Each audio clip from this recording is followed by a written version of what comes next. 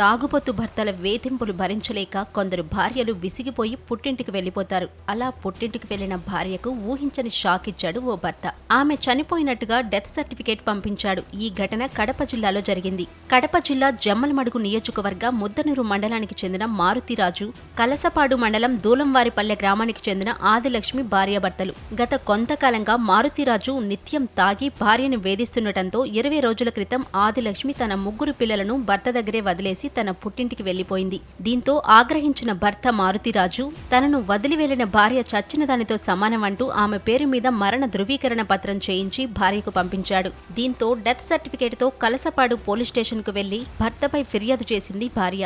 బ్రతికి ఉన్న తనకు తన భర్త డెత్ సర్టిఫికేట్ పంపాడని పోలీసులకు తెలిపింది. డెత్ సర్టిఫికేట్ ను పరిశీలించగా నవంబర్ 12వ తేదీన మరణ ధృవీకరణ పత్రం ముద్దనూరు గ్రామ పంచాయతీ నుంచి జారీ చేసినట్టు అందులో ఉంది. అయితే అంత త్వరగా మరణ ధృవీకరణ పత్రం ఇష్యూ చేస్తారా అనే దానిపై అనుమానాలు వ్యక్తమవుతున్నాయి. అసలు ఈ మరణ ధృవీకరణ పత్రాన్ని ఎలా ఇష్యూ చేశారు, చనిపోయిన వ్యక్తికి సంబంధించిన ఆధారాలు ఏమిచ్చి డెత్ సర్టిఫికేట్ తీసుకున్నాడు అనే దానిపై ఆరా తీస్తున్నారు పోలీసులు.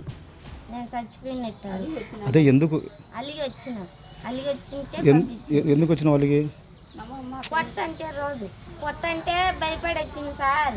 ఇది పంపించింటే నన్ను పోలీసు వాళ్ళు న్యాయం చేస్తారని వచ్చింది.